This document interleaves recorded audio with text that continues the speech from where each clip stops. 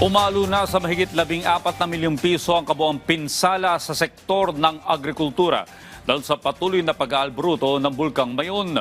Ayon kay Department of Agriculture Assistant Secretary at Deputy Spokesperson Joycel Panlilio, nagpaabot na ang DA ng 49 na milyong pisong halaga ng agricultural inputs, gaya ng mga buto, pataba at farm tools.